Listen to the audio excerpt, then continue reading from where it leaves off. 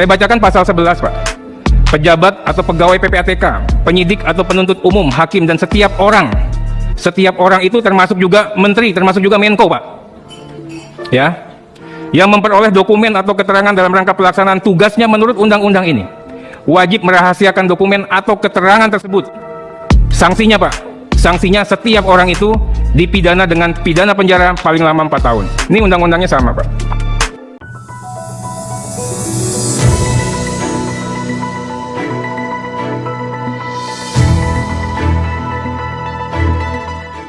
Kasus dugaan transaksi mencurigakan senilai 349 triliun di bawah naungan Kementerian Keuangan yang diduga sebagai tindak pidana pencucian uang atau TPPU terus bergulir.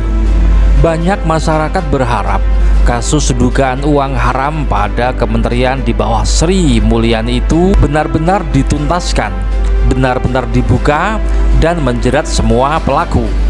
Melihat jumlah uang yang diduga TPPU yang begitu besar, sebagian masyarakat menyebut kasus ini sebagai kasus mega korupsi.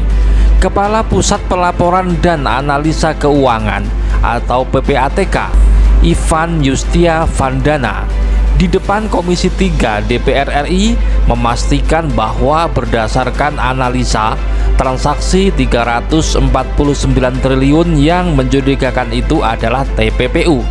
Namun, setelah dipastikan bahwa uang itu merupakan TPPU, para anggota DPR RI yang mencecar Kepala PPATK Ivan Yustia Vandana justru terkesan berupaya membelokkan persoalan. Mereka bukan lagi mengejar atau berusaha bagaimana agar mega korupsi itu dibongkar dan para pelaku dipidanakan.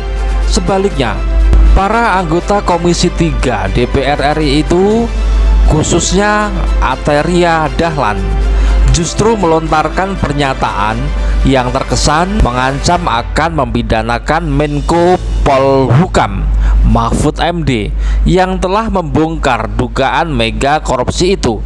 Namun, Mahfud MD tampaknya tidak gentar dengan ancaman Ateria Dahlan itu. Mahfud MD justru mempersilahkan orang-orang yang ingin melaporkan kasus itu ke polisi. Bukan itu saja, Mahfud MD siap buka-bukaan di depan Komisi 3 DPR RI. Mahfud mewanti-wanti agar para anggota dewan yang mengancamnya itu untuk hadir pada rapat dengar pendapat atau RDP antara DPR RI dengan Mahfud MD atau tidak mencari-cari alasan untuk tidak hadir di RDP dengan dirinya itu. Terkait ancaman Komisi 3 DPR RI yang akan melaporkan Mahfud MD secara pidana itu memunculkan pertanyaan minir, spekulasi, dan analisa liar di sebagian masyarakat.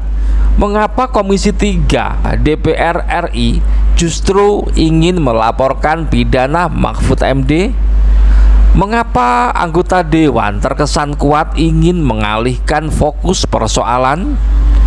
Mengapa para anggota DPR RI terkesan ketakutan jika kasus TPPU 300 triliun diusut tuntas? Selain itu, terbongkarnya kasus TPPU di Kementerian Keuangan ini seakan mengingatkan kembali protes dari Bupati Meranti Haji Muhammad Adil yang sempat menyebutkan bahwa seakan-akan Kementerian Keuangan dihuni oleh setan dan iblis.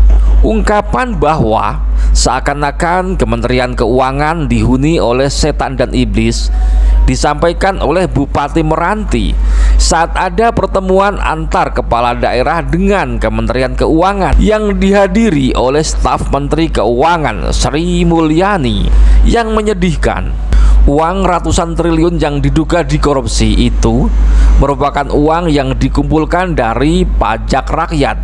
Kesan yang muncul, rakyat seakan-akan dibebani dengan berbagai pajak yang menghimpit, tetapi setelah terkumpul malah dikorupsi.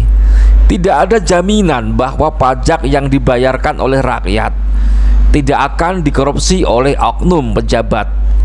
Lalu, Benarkah Kementerian Keuangan banyak dihuni oleh oknum para pejabat yang berhati seperti sifat setan dan iblis? Masih perlukah masyarakat membayar berbagai jenis pajak? Wallahu alam, bagaimana pendapat Anda? Pak, soal Maki yang mau melaporkan PPATK tuh Pak. Nggak apa-apa, bagus. Bagus Pak.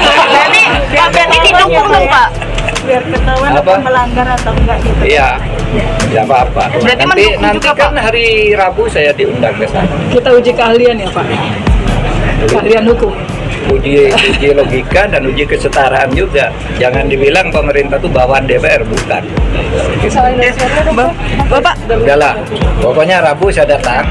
Kemarin yang ngomong-ngomong agak keras tuh supaya datang juga.